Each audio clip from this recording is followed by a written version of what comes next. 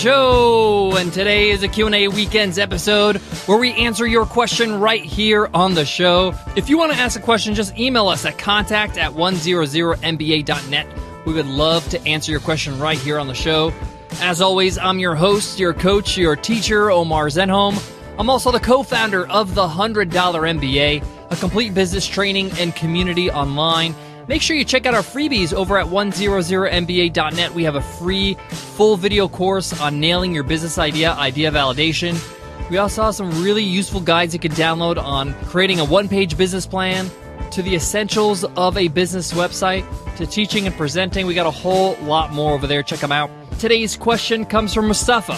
And Mustafa asked, when you go on vacation, do you work or do you completely shut off? What a good question. I mean, it is the question. It is the dilemma of a lot of entrepreneurs when they go on vacation. Do they completely shut off from the world or do they still stay connected? And if they do, how much? I can only share my own experience. I can only share what we do. So I'm going to do that in today's episode. I can't wait to get into that. So let's get down to business.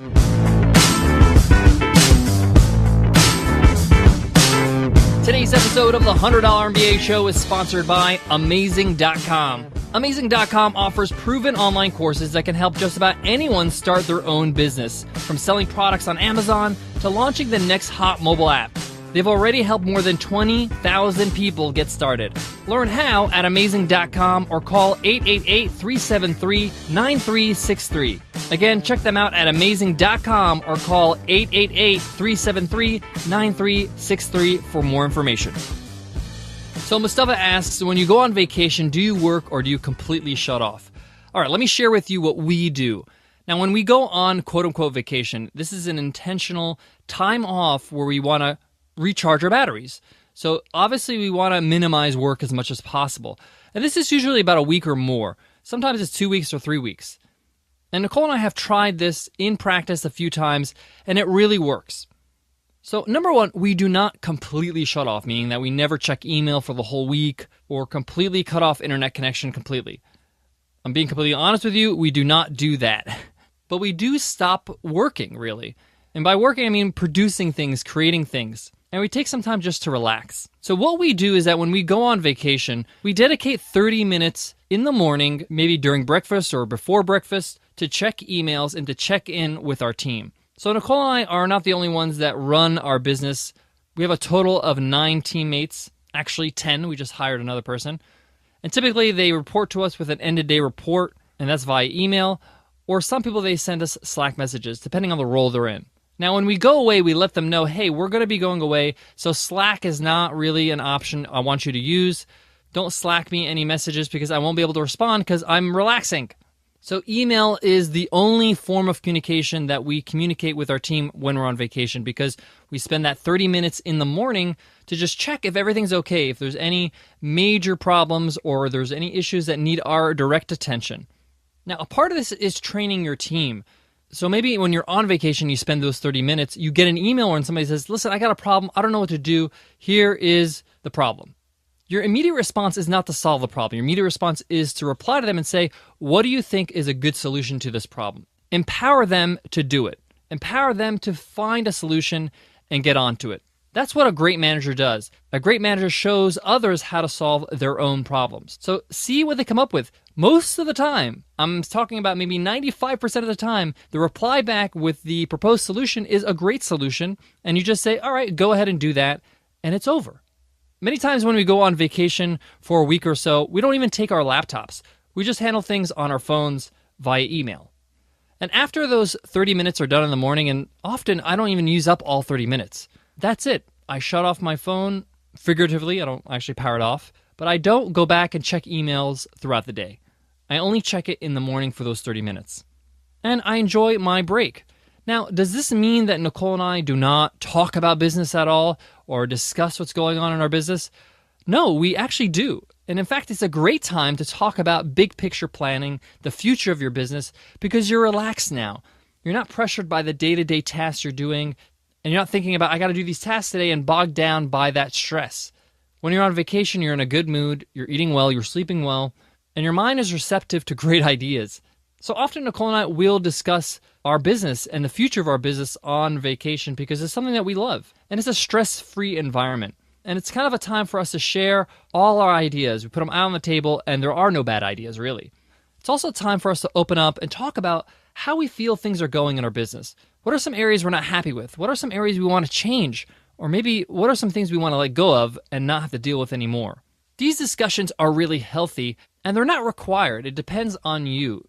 If you're going on vacation with somebody who isn't involved in your business, then maybe they don't want to hear it. So just keep that in mind. But if you are going with somebody that is involved in your business, whether it's your spouse, your significant other, or maybe even just your business partner, then this could be healthy. I definitely come back from vacation feeling so recharged and so rejuvenated and a clearer vision about where we're going as a business. I also had a great time because I limited the amount of time I spend on checking email, and I disciplined myself to allow myself to have a good time.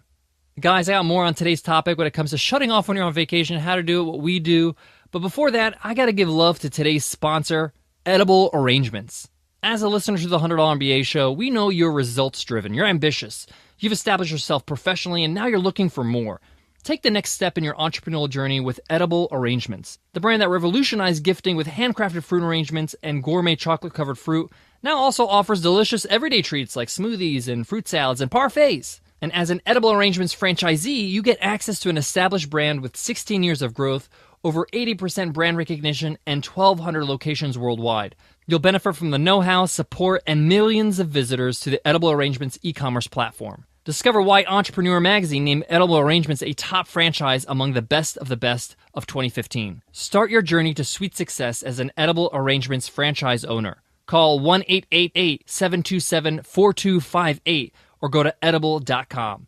That's 1-888-727-4258 or edible.com. Another tip when it comes to going on vacation as an entrepreneur is if you have a production schedule, like you publish a blog post every week, or you're doing podcasting on a regular basis or a video show, you need to make sure that you plan for those to publish properly when you're gone. That means you're going to have to get ahead. That means you're going to have to batch beforehand. Now, in our case with the $100 MBA show, we obviously have to record in advance to make sure that the show gets published when I go on vacation. And we have teammates involved to make sure that everything publishes properly. So just keep that in mind if you're on a publishing schedule to plan for your vacation. Make sure that you don't have to work because you get all the work done before you go. The last thing I want to share with you is that if you have a small team, even if you have one or two people other than yourself that are working on your business while you're gone, you can use this as a great chance to empower them and learn how to work without you around. I remember the first time Nicole and I went on break and we let go of the reins to our team. Obviously, it's a test for us because we have to kind of just trust everything's going to be fine. But it's also a test for your teammates to make sure that they know that they can run things on their own, that they could do it. And worst case scenario, they can always access you via email, and you could solve the problem as quickly as possible. But the point here is that you're empowering your team, and you're seeing if your business can run without you. And you want that. That's a good thing. It allows you to focus on different areas of your business. All right, guys, I hope that helps, and I hope that answers your question, Mustafa. Thank you so much for asking it. Guys, don't forget, we love questions, so make sure you email us at contact@100mba.net if you have questions. Also, you could support the show by leaving us an iTunes rating and review. Let us know what your favorite takeaway of the show is, why you love the $100 MBA show, why you listen to it every single day. By doing that, you allow other listeners to know what the show is all about in your perspective, and encourages other business builders to learn from the show as well. Here's a great review from Sam Lamont. Sam says, valuable and actionable business information every day, 5 stars. This podcast has been the perfect way to start each morning as I prepare to launch my online business. Omer does a great job at breaking down business principles for the non-business minded. Thank you for all that you do. Thanks, Sam. I really appreciate that review. Thank you for your support. Keep on listening. We're here for you guys. Thank you so much for being a listener of the $100 MBA show. All right, guys, I want to leave you with this. Part of the joys of being an entrepreneur is carving out your own schedule and your own calendar in the year. And if you're transitioning from the corporate world to full-time entrepreneurship, take advantage of the fact that you can carve out time to take breaks, and take breaks more often. In the US, a lot of people only have 2 weeks vacation when they work in the corporate world. That's absolutely ridiculous. You need more than 2 weeks a year to recharge your batteries. So if you're an entrepreneur, see if you can carve out a week off every few months, maybe every 3 or 4 months. That way you have at least 4 weeks off throughout the year.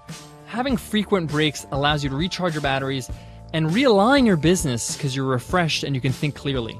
Sometimes you just need to step away from it to see things in a better light. All right, guys, I hope that helps, and I hope to see you in tomorrow's episode. I'll see you then. Take care.